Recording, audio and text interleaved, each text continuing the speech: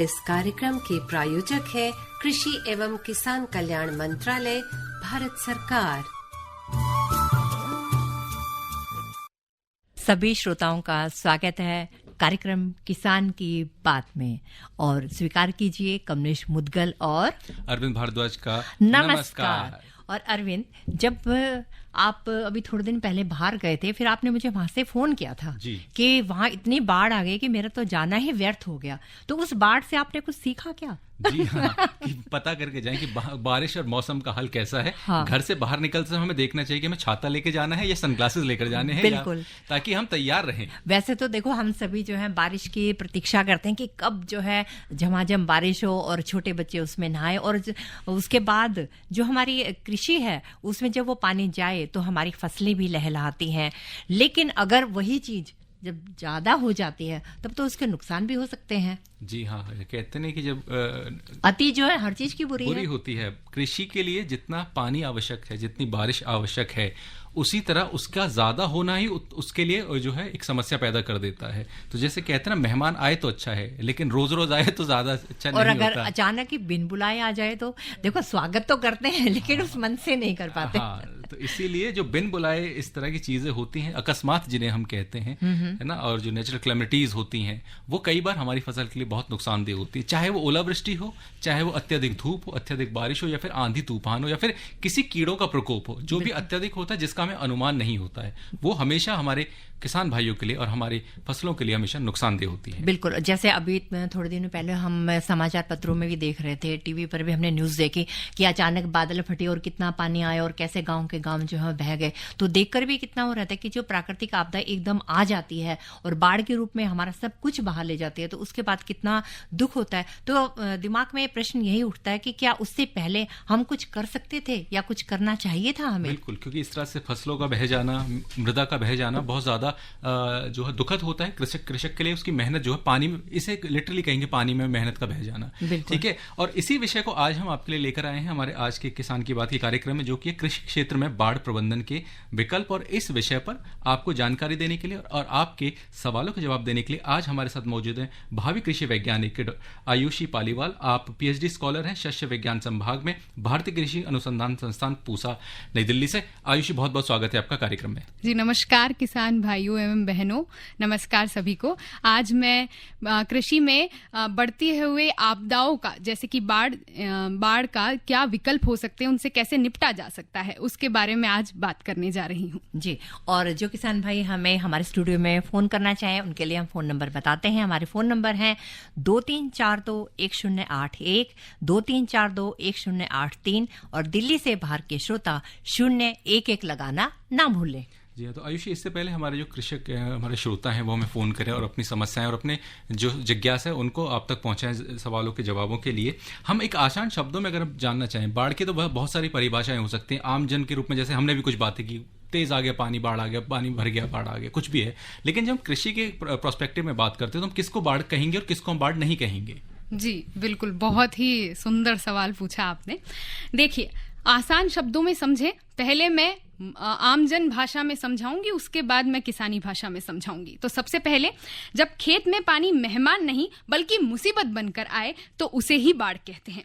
अगर मैं कृषि की भाषा में बोलूं तो बाढ़ वो स्थिति है जब बारिश या नदी का पानी खेतों में इस कदर भर जाता है कि फसलें डूब जाती है और मिट्टी का अपरदन हो जाता है और किसान की मेहनत बह जाती है। इसी को बाढ़ कहते हैं। जी। तो बाढ़ में जो अभी हाल ही में, जैसे कि अभी कमलेश जी ने भी बोला कि बादलों का फटना भी है। देखो, बादलों का फटना से जो पानी आता है वो, क्योंकि बेशक कॉन्सेंट्रेटेड एक जगह होता है, लेकिन आसपास की जगहों में पानी का स्तर बढ़ जाता है, खेतों में बढ़ जाता है। क्या हम उसको भी बाढ़ के अंतर्गत मानेंगे? जी, जैसा कि हमारी नीति में कहा जाता है, अति सर्वत्र वर्जयेत। तो हर चीज की अति नुकसानदेह होती है। तो उसी तरीके से पानी भी, अगर अतिवृष्टि हो रही है, बादल अगर अचानक से फट गया, जैसा हम अभी समझ रहे हैं कि बढ़ते हुए जलवायु परिवर्तन से कभी आंधी तूफान, तो कभी सूखा, तो कभी अचानक से लू पड़ती है, तो कभी बहुत कहीं बादल फट रहे हैं जिससे बाढ़ की जैसी आपदाएं उत्पन्न हो रही है। जी, तो बिल्कुल उसी के कारण, जैसे आपने पूछा कि किस रुझान में आमतौर पर कब हो सकती है बाढ़, तो मैं बताना चाहूंगी पहला, जब बहुत ज्यादा आपके स्थान विशेष पे अतिवृष्टि हो, जब नदियों का पानी अपने किनारों को छोड़ दे, और या तो ऐसा बोल दूं कि जब आपके खेतों में पानी को निकलने का रास्ता ही ना मिले, या फिर आपकी जो मृदा है वो पूरी तरीके से पानी को न शोषित कर रही हो, तब बाढ़ के जो आगाज है वो उत्पन्न हो जाते हैं। जी, यानी जो पानी है उसका जो कहते हैं कि जल भराव इतनी मात्रा में हो जाए कि वो निकल ही ना पाए। जब हम ऐसी बात करते हैं तो जो बाढ़ के प्रभाव होंगे वो भी कुछ सही नहीं होंगे हम कृषकों के लिए, तो बाढ़ के प्रभाव क्या होंगे? जी, बाढ़ के कई दुष्परिणाम है। सबसे पहले तो जैसे हम लोगों को पता है कि हमारे मूल में ही प्रकृति बसती है, अगर मूल अच्छा होगा तो हमारी सारी कार्य प्रणाली भी सुशोभित हो पाएगी। तो मैं किसान भाइयों को यही बताना चाहूंगी, सबसे पहले अपनी मिट्टी, बाढ़ सबसे पहले मिट्टी का सबसे ज्यादा शोषण करती है, अपरदन करती है, जिसे कहते हैं मृदा अपरदन। अगर पानी बहुत ही अतिशयोक्ति में जल भराव हो गया है आपके खेतों में, तो बहुत ही ज्यादा तरीके से जो मिट्टी है वो बह जाएगी, और उसके साथ में न केवल आपकी उम्मीदें बहेगी, बल्कि जो पोषक तत्व है जो मिट्टी के लिए बहुत ज्यादा उपयोगी है, जो आपकी फसल के लिए बहुत ज्यादा उपयोगी है, वो सारे बह जाते हैं। इसी की वजह से हमारी फसलों में काफी रोग जनित बीमारियां और काफी नुकसान भी देखने को मिलता है। जी, तो आयुषी, ये तो कुछ जो प्राकृतिक आपदाएं होती हैं उसका तो बड़ा मुश्किल है कि कब कौन सी आ जाए, नदी कब अपना किनारा छोड़ दे, कब बादल फट जाए, लेकिन किस किस तरह के लिए किसान तैयार हो सकते हैं? क्या कुछ ऐसे अनुमान है जिनको अपने ध्यान में रख के अपनी खेती को, अपनी मिट्टी को तैयार करें, ताकि अगर उस तरह की चीज हो तो वो थोड़ा उससे तैयार रहें और अपनी फसलों को कम से कम नुकसान पहुंचाएं, मतलब उनके नुकसान कम से कम रहे उसमें? जी बिल्कुल, एक लाइन मुझे फिर याद आ रही है, prevention is better than cure. बिल्कुल। तो अब किस तरीके से बचा जा सकता है बाढ़ से, तो अब मैं ये बताऊंगी कि जब आप अपने खेत को तैयार कर रहे हैं, सर्वप्रथम जब हम खेत को फसल लगाने के लिए तैयार करते हैं तो हम मेड़ बनाते हैं, नालियां बनाते हैं। तो ये क्यों बनाई जाती है? कि हम आपदा को अवसर में बदल सके। तो इसीलिए मैं यहाँ कहना चाहूंगी कि उन्नत क्यारियां बनाएं, जिसे हम रेज्ड बेड कहते हैं। आप सब्जियां लगा रहे हैं या फिर जो भी किसान मक्का की फसल लगा रहे हैं, मक्का की फसल भी बेड्स पे लगाना, जो रिजेस पे लगाना बहुत ही ज्यादा लाभदायक हो सकता है। पहला तो ये। दूसरा ये कि जल निकासी किस तरीके से, अगर भविष्य में बाढ़ आती है, जल भराव होता है, तो पहले ही सुनिश्चित करें कि हाँ, हमारे खेत में जो अगर अतिशयोक्ति में बारिश आ रही है या अतिवृष्टि आ रही है, तो हम किस तरीके से पानी जो है वो आसानी से निकल पाए, ये आपको सुनिश्चित करना होगा। दूसरा विकल्प तो ये।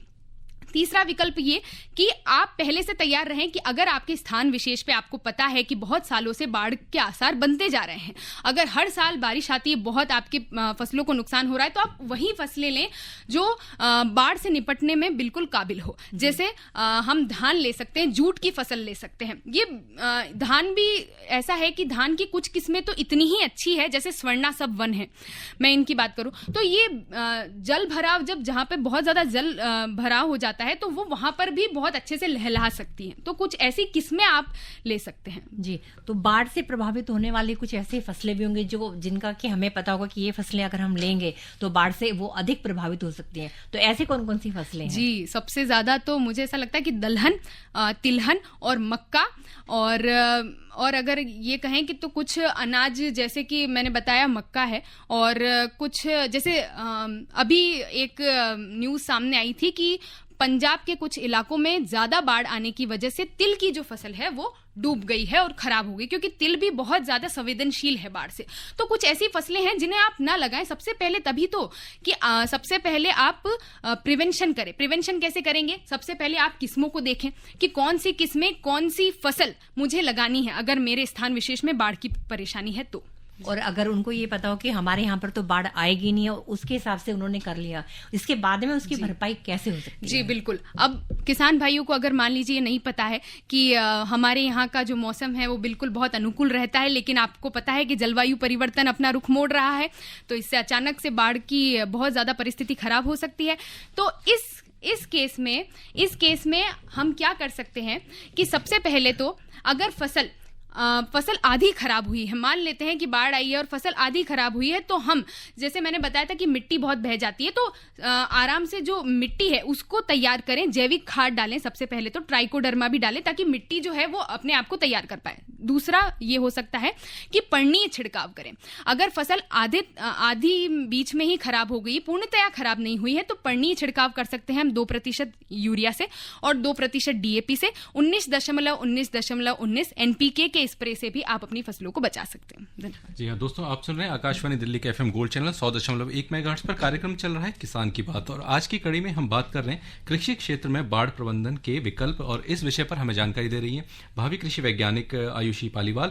अगर आपका कोई भी प्रश्न है बाढ़ नियंत्रण से, अति वर्षा से, जल भराव से संबंधित, अपनी फसल को कैसे बचाना है, तो आप हमें स्टूडियो में कॉल कर सकते हैं। हमारे नंबर हैं 23421081 और 23421083 और दिल्ली से बाहर के श्रोता 011 लगाना ना भूलें। और अब लेते हैं एक छोटा सा अंतराल। अरे क्या कर रहा है? इधर इधर इधर, हम बोल रहे हैं तेरे बीजू का। उतला बोल रहा है? पक्षियों से तो हम खेत को बचा लेते हैं, पर इन घातक रसायनों से कैसे बचाएं? मतलब? देख बेटा, तू जो ये अंधाधुंध रसायन मिलाता है ना, मिट्टी की सेहत बिगड़ने लगी है, और जब माटी ही कमजोर पड़ जाएगी तो उपज कैसे सेहतमंद होगी? अरे पहले ऐसा नहीं था, पूछना अपने बड़े बुजुर्गों से, कैसे फसल लहलहाती थी, शुद्धता झलकती थी। हाँ, माटी भी तंदुरुस्त और लोग भी। अब पहली वाली बात कहाँ? पर अब तो सब यही डाले हैं। सब नहीं, आज भी लाखों जागरूक किसान परंपरागत विधि से फसल उगा रहे हैं, खर्चा कम और उपज की कीमत भी बेहतर पा रहे हैं। सच है? रे बेटे, एक्सपीरियंस से बता रहे हैं, धूप में बाल सफेद नहीं किए हैं। हाँ। ठीक है भाई, मैं भी आज से जैविक खेती शुरू करूंगा। माटी से प्रेम की परंपरा है परंपरागत खेती। प्रधानमंत्री किसान मान धन योजना। मिलेगा पेंशन का सहारा, कृषक ना होगा बेसहारा, जुड़ेगा खुशियों से नाता, कटेगा सुख से बुढ़ापा, सुरक्षित होगा अन्नदाता, सुरक्षित होगा अन्नदाता। प्रधानमंत्री किसान मान धन योजना से लघु सीमांत किसानों का भविष्य होगा सुरक्षित, और 60 वर्ष की आयु से 3000 रूपए मासिक पेंशन होगी सुनिश्चित। 55 रूपए से 200 रूपए की मासिक किश्त देकर प्रवेश कर सकते हैं। 18 से 40 वर्ष तक के किसान इस अंशदायक योजना में सरकार देगी बराबर का योगदान। सभी किसान भाई बहन इस योजना के लाभ के लिए जन सेवा केंद्र में जाएं और अपना निःशुल्क नामांकन कराएं। प्रधानमंत्री किसान मान धन योजना, अन्नदाता के परिश्रम को संबल, पेंशन से सुरक्षित उनका कर। कृषि एवं किसान कल्याण मंत्रालय, भारत सरकार द्वारा जनहित में जारी। एक छोटे से अंतराल के बाद आपका पुनः स्वागत है कार्यक्रम किसान की बात में। और कृषि क्षेत्र में बाढ़ प्रबंधन के विकल्प आयुषी पालीवाल आई हुई हैं, जो भावी कृषि वैज्ञानिक हैं। आप इनसे प्रश्न पूछ सकते हैं। और एक श्रोता हमारे फोन लाइन पर हैं, सुनते हैं उनका क्या प्रश्न है। हेलो हेलो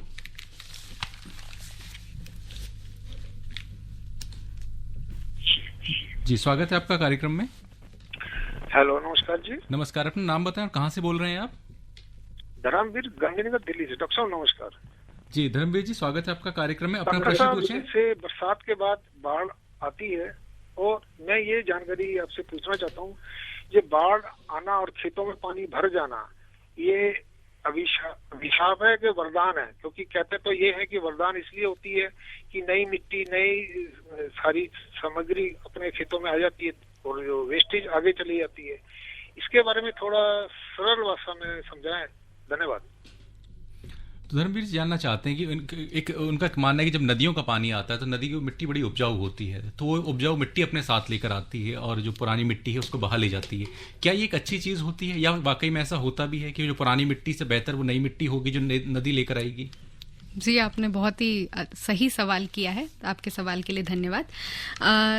मैं आपका प्रश्न का ये जवाब देना चाहूंगी कि अगर मैं वर्तमान की बात करूं तो वर्तमान के लिए तो खराब है, लेकिन अगर मैं भविष्य की बात करूं तो वो वरदान है। आसान शब्दों में कहूँ, वो किस तरीके से हैं जी, आप सुनिए। अगर वर्तमान में अगर मिट्टी आई है, आप बिल्कुल सही बात कर रहे हैं, अगर नदियों की उपजाऊ मिट्टी आ रही है, लेकिन आ तो रही है, लेकिन साथ साथ में जा भी तो रही है। तो वरदान तो अभी के लिए नहीं कह सकते, लेकिन भविष्य के लिए कह सकते हैं। जैसे अभी मैं बात करूं, अभी महीना चल रहा है अगस्त का, आने वाला है सितंबर, तो अभी जो खरीफ की जो फसल है वो लगभग कटने वाली है। तो कटने वाली है तो उसको तो नुकसान है, क्योंकि वो अब कटाई के उस पर आ गई है, उस स्टेज पर आ गई है। लेकिन भविष्य की रबी फसलों के लिए काफी अच्छा हो सकता है, क्योंकि आपको पता है कि रबी में मानसून थोड़ा कमजोर पड़ जाता है। तो आने वाली चना, गेहूं, इन फसलों के लिए ये वरदान साबित हो सकती है। धन्यवाद। और एक श्रोता और है हमारे फोन लाइन पर। हेलो हेलो, ये पालीवाल जी में आई हैं जो भविष्य के वैज्ञानिक है। मेरे को ये पूछना था कि भारत में सभी राज्यों में ज्यादातर कहते हैं बाढ़ आती है, तो एक राज्य दूसरे पे थोप देता है, मतलब पानी बहा देता है, दूसरा तीसरे पे, मतलब हरियाणा वाले यूपी में, यूपी वाले मतलब पंजाब है, जैसे भी फॉरवर्ड कर देते हैं। तो इसका कोई सोल्यूशन नहीं है? जैसे भाखड़ा नांगल बांध बना हुआ, उस पानी का बहुत अच्छे ढंग से यूज हो जाए। जी हाँ, देखिए पानी का जो अतिवृष्टि होती है, जब बहुत ज़्यादा पानी आता है, वो एक नेचुरल चीज़ है। सरकारें अपने स्तर पर काम करती हैं, बांध बनाना सरकार का काम है। जहाँ बनाना आवश्यक होगा वहाँ ज़रूर सरकार अपने बांध बनाएंगी। तो हम लोग बात कर रहे हैं कृषि क्षेत्र में बाढ़ प्रबंधन के जो विकल्प हैं। तो आयुषी, हमने जाना कि बाढ़ में अगर आ जाता है और पानी जो है बहुत ज़्यादा मिट्टी बहा भी ले जाता है। एक कॉलर और हम लेते हैं, फिर मैं अपने सवाल पर वापस आता हूँ। हेलो हेलो, हाँ नमस्ते सर। नमस्कार, स्वागत है आपका कार्यक्रम में। अपना नाम बताएं और कहाँ से बोल रहे हैं आप? मैं गुरुनाथ बोल रहा हूँ, ठाणे महाराष्ट्र से। जी गुरुनाथ जी, अपना सवाल पूछें। हाँ जी सर, मेरा क्वेश्चन है सर, ये जो बाढ़ का जो मसला है, ये तो बाढ़ तो आनी है, मतलब आती है बाढ़, उसको कोई नहीं रोक सकता है। तो मतलब इसके लिए मतलब क्या किसानों ने पहले से ही अपने खेतों में प्रबंधन करना चाहिए? और दूसरा सवाल मेरा ये है, जैसे बहुत सारी फसलें ली जाती है हमारे देश में, तो ऐसी कौन सी फसलें की मतलब बाढ़ का उनपे ज्यादा असर होता है? जैसे हमारे यहाँ जो धान होता है उसमें 2-3 मेरे खेती में पानी भी भरा रहता है, तो भी मतलब ये धान की खेती को कोई मतलब ज्यादा उसका नहीं हो पाता है। जी हाँ, तो आयुष जैसे एक प्रश्न का तो आप जवाब दे ही चुकी हैं कि हाई रेज बेड अगर आप बनाएंगे पहले से तो आसान रहेगा। लेकिन उनका है कि अगर पानी अब आ गया, जो मेरा प्रश्न भी था कि हाई रेज बेड बना लिया है या नहीं बनाया है, उनको नहीं अनुमान था पानी आएगा, लेकिन अब पानी आ गया, फसल अब खड़ी है, उसमें पानी भर गया है, तो उनका पहला जो कार्य किसान के लिए क्या होना चाहिए, अपने फसल को कम से कम नुकसान हो। और दूसरा इनका एक प्रश्न जो ये है कि कौन सी फसलें हम ऐसे लगा सकते हैं कि अगर बाढ़ ज्यादा है तो उसको नुकसान कम हो। जी सबसे पहले तो बचाव के लिए मैं बताना चाहूंगी, अगर पानी भर गया है तो जल निकासी सबसे पहला काम होना चाहिए। अगर बहुत ज्यादा भर गया है तो आप उसी वक्त उस पानी को सबसे पहले तो निकालिए। अगर वो बहुत ज्यादा समय तक भरा रहेगा तो वो आपकी फसल को बहुत ज्यादा नुकसान पहुंचाता रहेगा। जितना ज्यादा पानी जितने दिन तक भरेगा उतना ही ज्यादा फसल को नुकसान होगा। पहली बात तो ये, तो सबसे पहले जल निकासी करें। उसके बाद अपनी फसल को ध्यान से देखें, क्या उसमें कुछ रोग आ रहे हैं, क्योंकि आपने पहले से फसल लगा रखी है और उसमें अब वो कटाई पर आ गई है और अब बाढ़ आई है, तो सबसे पहले रोग देखने पड़ेंगे। और आपको मैं ये बता दूं आपकी जानकारी के लिए कि जब बाढ़ बहुत ज्यादा आ जाती है, पानी की वजह से उकटा रोग जिसको हम कहते हैं विल्ट, वो सबसे ज्यादा अपने पैर पसार लेता है। एक ये है, एक तना गलन की समस्या, एक जड़ सड़न की समस्या, क्योंकि जब बहुत ज्यादा पानी भराव हो जाता है, जल भराव हो जाता है, तो मिट्टी को क्या है कि ऑक्सीजन नहीं मिल पाता। तो आपको क्या करना है, सबसे जो पानी भर गया है उसे निकालिए। उसके बाद मिट्टी को थोड़ा सूखने दीजिए और वो जो थोड़ा बहुत गीली जो मिट्टी है उसे सबसे पहले जांच के लिए भेजें।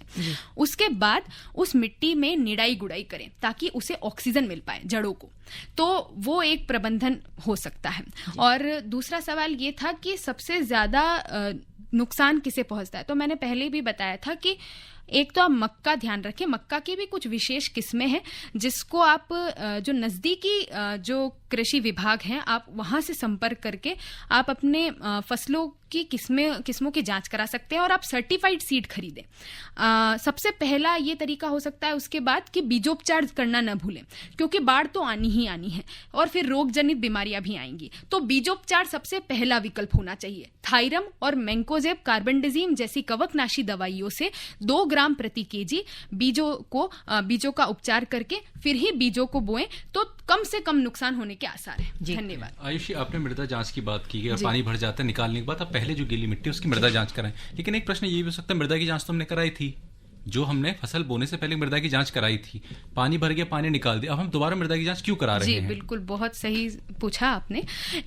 होता यह है दरअसल, सबसे पहले मिट्टी में जो पोषक तत्व जो भी फर्टिलाइजर डाल दिए थे उससे पहले एक तो जांच होती है कि हमारे मिट्टी में क्या क्या पोषक तत्व पहले से मौजूद हैं। उसके बाद जो हमें एक रिपोर्ट बन के तैयार होगी, उस रिपोर्ट में हमें पता चलेगा कि क्या क्या पोषक तत्व पहले से मौजूद हैं, अब हमें क्या देने की आवश्यकता है, क्या कमी हो। बिल्कुल, क्योंकि अगर हम ज्यादा ना दे किसी भी फर्टिलाइजर को, अगर हम ज्यादा दे देंगे तो वो भी नुकसानदेह है। एक तो पैसे की खपत, दूसरा हमें पता नहीं चल रहा है कि कौन सा नुकसान में जा रहा है, क्योंकि आजकल जो यूरिया है, जो नाइट्रोजन के जो फर्टिलाइजर हैं, वो तो पानी के साथ ऐसे ही बह जाते हैं, तो आप ज्यादा भी देंगे तो भी उसका कोई लाभ नहीं होगा। जी, अभी आपने बात की थी कृषि विज्ञान केंद्र की।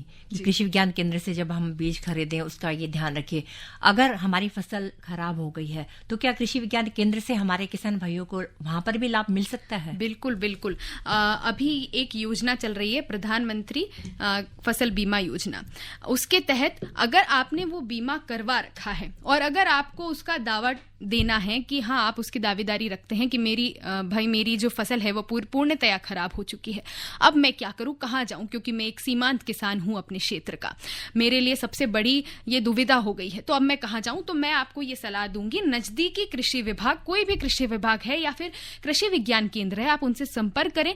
वो आपको पूर्णतया मदद भी करेंगे और वो अच्छे तरीके से सुनिश्चित करेंगे कि क्या क्या आपके दावे में आपको क्या क्या करना है और कितना कितना आपको पैसा वो देंगे, इस तरीके से। जी हाँ, तो अभी तो सवाल आते हैं कि पानी भरने के बाद एक तो बोले कि बीमारियों की समस्या है जी, तो उसका उपचार आपको करना पड़ेगा, लेकिन पानी भरने के बाद फसल कितनी बची है ये भी बहुत रहता है। क्या इतनी फसल बची है कि उसका उपचार किया जाए फसल का, या फिर अब वो नहीं बहुत ज्यादा उसमें है तो क्या उस फसल को निकाल दिया जाए, तो फिर उसके उपरांत क्या किया जाए, और अगर वो बिल्कुल ही खराब हो गई तो उसके उपरांत क्या किया जाए? जी बिल्कुल, देखिए, एक तो यह है कि फसल अगर थोड़ी बहुत भी बची है, अगर थोड़ा ही नुकसान हुआ है, कभी कभी ये होता है ना कि बाढ़ ने थोड़ा बहुत नुकसान ही किया है, थोड़े बहुत रोग आए हैं, कवकीय रोग आए हैं, तो मैंने पहले भी बताया कि आप दवाइयों का छिड़काव करें, पर्णीय छिड़काव जरूर करें जो पोषक तत्वों का है, ताकि वो जो स्ट्रेस उत्पन्न हुआ है बाढ़ की वजह से वो खत्म किया जा सके। तो पोषक जो पर्णीय छिड़काव है वो मैं पहले बता चुकी हूँ, 2% यूरिया, 2% DAP का।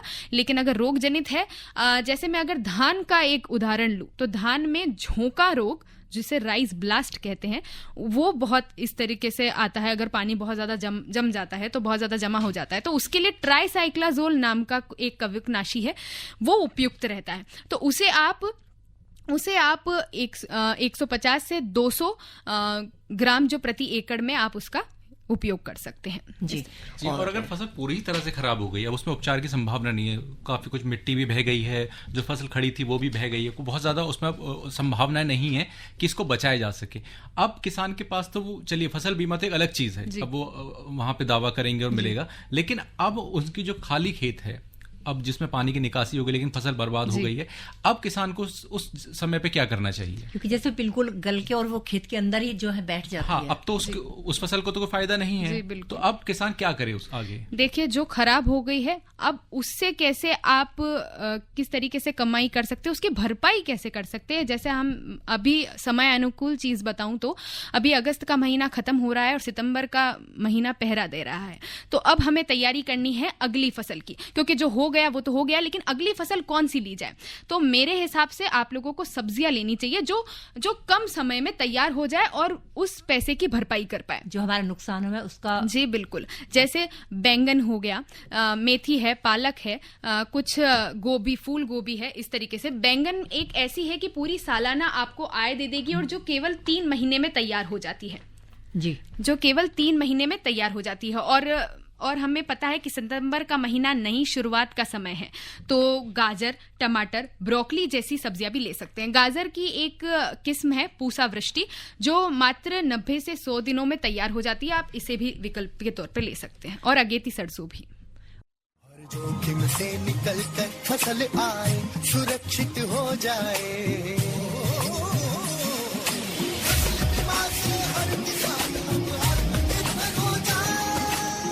संकट के समय प्रधानमंत्री फसल बीमा योजना किसानों के लिए वरदान है। अब सूखा पड़े या बाढ़ आ जाए कोई डर नहीं, अब ओले पड़े या कीट पतंगे फसल खा जाए कोई फिक्र नहीं, क्योंकि हमने लिया है प्रधानमंत्री फसल बीमा। बुआई से फसल कटाई तक हर जोखिम का दावा, न्यूनतम प्रीमियम पर अधिकतम भुगतान का वादा। योजना से हर साल जुड़ रहे हैं 5 करोड़ से ज्यादा किसान। अब आपकी है बारी। नजदीकी कृषि कार्यालय, सहकारी समिति, बैंक शाखा, अधिकृत बीमा कंपनी या जन सेवा केंद्र में स्वेच्छा से करा सकते हैं पंजीकरण। फसल बीमा पोर्टल या फसल बीमा ऐप द्वारा भी कराया जा सकता है पंजीकरण। प्रधानमंत्री फसल बीमा योजना, आपकी फसलों का संपूर्ण सुरक्षा कवच। कृषि एवं किसान कल्याण मंत्रालय। छोटे से अंतराल के बाद आप सभी का स्वागत है। और अरविंद, एक श्रोता हमारी फोन लाइन पर है। जी हाँ, ये जानते हैं क्या है उनका प्रश्न। हेलो हेलो जी, स्वागत है आपका कार्यक्रम में। अपना नाम बताएं और कहाँ से बोल रहे हैं आप? सर, मेरा नाम मनोज झा है, मैं बिहार से। जी मनोज जी, प्रश्न पूछें अपना। सर, मेरा प्रश्न ये है कि जो मेरा खेत है वो थोड़ा गड्ढे में है, कुछ खेत गड्ढे है, कुछ खेत ऊपर नुमा है, तो ऊपर नुमा में पानी नहीं पहुंच पाता है, गड्ढे में पानी भरा रहता है। तो ऐसी सिचुएशन में कैसे क्या करें? जी हाँ, तो आमतौर पर क्या होता है कि जैसे कुछ खेत नीचे हैं और कुछ ऊपर हैं, तो कुछ जगह इनका पानी भर जाता है और उसमें थोड़ा समस्या आती है उसकी निकासी का। तो लेवलिंग की जो एक समस्या है उसको ये कैसे ओवरकम करें, किस तरह से अपने खेत में जहाँ आवश्यकता वहाँ पानी रहे, लेकिन जहाँ अति हो गई उसको कैसे मैनेज करें? जी, तो सबसे पहले तो एक जो ऊबड़ खाबड़ वाली जमीन आप बता रहे हैं, उसके लिए बिल्कुल सही बताया, एक लेवलिंग का विकल्प बिल्कुल सही हो सकता है। क्योंकि सबसे पहले ही जब हम अपने फील्ड को तैयार करते हैं, अपने खेत को तैयार करते हैं, तो सबसे पहले हम टिलेज पर जाते हैं, जो जुताई वगैरह होती है। तो उस तरीके से आप लैंड लेवलिंग पर जाएं। उससे एक तो ये होगा कि आपकी जो जमीन है वो उसका जो हिस्सा है वो बढ़ेगा भी सही। क्योंकि एक तो आप ऊबड़ खाबड़ में लगाएंगे तो आप बिल्कुल जो उठी हुई जमीन है उसमें ज्यादा लगाएंगे सब्जियां, और जो भी आप लगा रहे हैं, और जो नीचे बैठी हुई जमीन है उसमें कम लगाएंगे तो उसमें नुकसान भी ज्यादा हो सकता है। तो लेवलिंग करने से क्या होगा, 5% हिस्सा आपके खेत का बढ़ जाएगा, उससे आपको कमाई भी अच्छी होगी। तो मैं मानती हूं कि पहले आपका इन्वेस्टमेंट लगेगा थोड़ा, लेकिन उसके बाद में फायदे कई हैं। एक तो ये कि बाढ़ का पानी जमा नहीं होगा। तो सबसे पहले तो मैं वही कहना चाहूंगी, प्रिवेंशन ही करिए कि लैंड लेवलिंग अपनाइए, उसके बाद अपनी फसल लगाइए, फसल बहुत अच्छे से होगी। जी आयुषी, अब लगभग समय जो है आज की कड़ी का लगभग समाप्त हो गया। इससे पहले कि विदा लें अपने श्रोताओं से, हम जानना चाहेंगे जाते जाते कौन सी चीजें जो आप चाहते हैं किसान और ध्यान रखें, बाढ़ से कैसे ज्यादा बचें, और क्या आप संदेश उनको आखिरी में देना चाहेंगे? जी, क्योंकि अब समय बीत रहा है, तो अब मेरा आखिरी संदेश ये है कि किसान भाइयों और बहनों, बाढ़ और मौसम की चुनौतियां आज बड़ी जरूर है, परंतु इसके समाधान भी है। सही किस्मों का चुनाव, खेतों में जल निकासी की व्यवस्था व उपयुक्त वैज्ञानिक सलाह से इन आपदाओं से निपटा जा सकता है। याद रखिए, आपका परिश्रम ही देश की ताकत है। किसान जीतेगा तो पूरा हिंदुस्तान खिलेगा। आप ही हमारे असली नायक हैं। धन्यवाद। बहुत खूबसूरत, बहुत बहुत धन्यवाद आयुषी, आप स्टूडियो में आई और इतनी सारी जानकारी दी आपने। धन्यवाद। तो श्रोताओं, आज हमारे साथ थी विशेषज्ञ भावी कृषि वैज्ञानिक PhD स्कॉलर आयुषी पालीवाल, शस्य विज्ञान संभाग में से भारतीय कृषि अनुसंधान संस्थान पूसा नई दिल्ली से, और विषय हमारा रहा आज का कृषि क्षेत्र में बाढ़ प्रबंधन के विकल्प। और हम आयुषी पालीवाल का बहुत बहुत धन्यवाद देते हैं कि उन्होंने जितने भी हमारे प्रश्न थे उनका बखूबी से जो है वो उत्तर दिया, और साथ ही साथ हमारी भावी पीढ़ी के लिए भी एक संदेश दिया कि हमारी भावी पीढ़ी कितनी उत्सुक है कि हमारे खेत जो है, खलिहान जो है वो ऐसे ही खिलखिलाते रहें। और अरविंद, जब हम बात करते हैं अपने श्रोताओं से, तो देखो घड़ी अब हमें ये कह रही है कि अब हमें विदा लेनी है। जी हाँ, श्रोता सुनेंगे एक नए कार्यक्रम, नए विषय और नई जानकारियां। बिल्कुल, तब तक के लिए हम अपने श्रोताओं को कहें नमस्कार। इस कार्यक्रम के प्रायोजक थे कृषि एवं किसान कल्याण मंत्रालय, भारत सरकार।